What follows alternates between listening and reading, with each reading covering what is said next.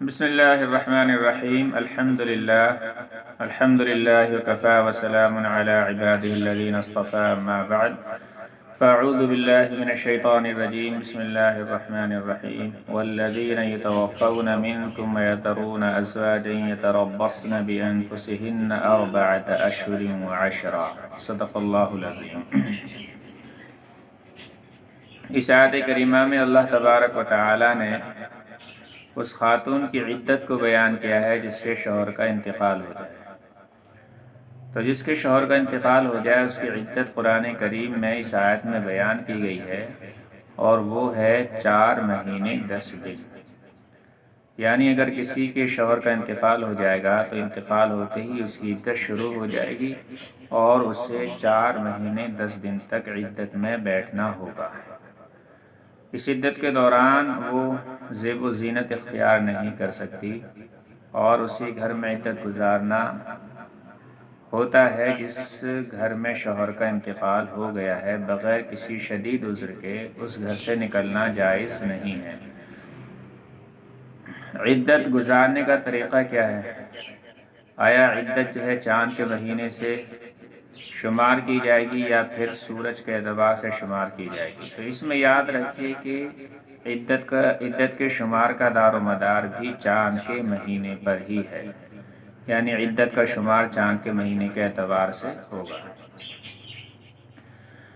عدت کا شمار کیسے کریں گے؟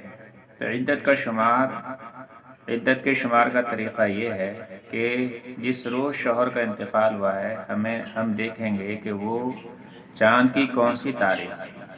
اگر وہ چاند کی پہلی تاریخ تھی، یعنی کسی کے شوہر کا انتقال چاند کی پہلی تاریخ میں ہوا، تو پھر چاند کا پورا مہینہ شمار ہوگا، اور اس طریقے سے چاہے وہ مہینہ 29 کا ہو یا 30 کا ہو، ہر مہینہ پورا مکمل شمار 4 مہینے 10 دن گزر جائیں گے تو اس کی عدت پوری ہو جائے گی۔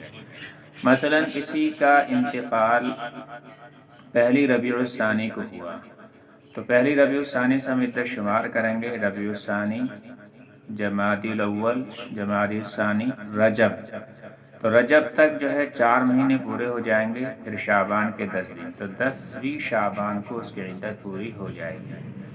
لیکن اگر کسی کا انتقال بیچ مہینے میں ہوا، 2، 3، 4 یا کسی بھی تاریخ میں ہوا پہلی تاریخ کے علاوہ، تو پھر اس کی عدت کے 130 دن پورے شمار کیے جائیں گے۔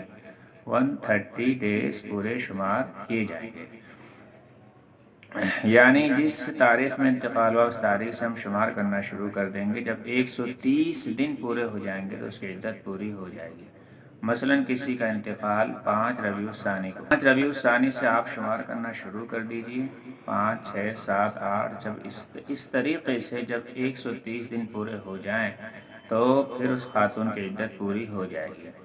یہ فرق ہے شروع مہینے میں انتقال اگر کسی شوہر کا ہو جائے، یا پھر بیچ مہینے میں انتقال کسی کا ہو جائے، کسی کے شوہر کا، تو پھر عدت شمار کرنے میں تھوڑا سا فرق ہے۔ اس کو ذہن میں ملحوظ رکھنا چاہیے۔ عام طور سے لوگ مسئلہ پوچھتے رہتے ہیں، اور چونکہ صحیح جانکاری کی وجہ سے انہیں یہ مسئلہ معلوم نہیں ہوتا ہے تو عدت کا شمار ان کے لیے مشکل ہو جاتا ہے۔ تو یہ وہ مسئلہ ہے جو قرآن کریم میں اللہ تبارک و تعالی نے سورہ بقرہ میں 2 پارے میں 4 رکوع میں بیان کیا ہے۔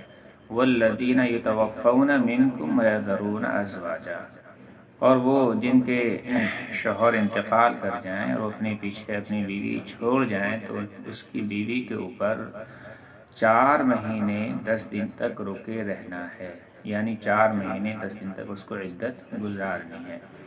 عدت کے دوران کے احکام کیا ہیں انشاءاللہ وہ کبھی اور کسی اور ویڈیو میں ہم بیان کریں گے۔ اللہ تعالیٰ سے دعا فرمائیں کہ اللہ تبارک و تعالیٰ شرعی اصول کے مطابق تمام خواتین کو عدت میں بیٹھنے کی توفیق نصیب فرمائے۔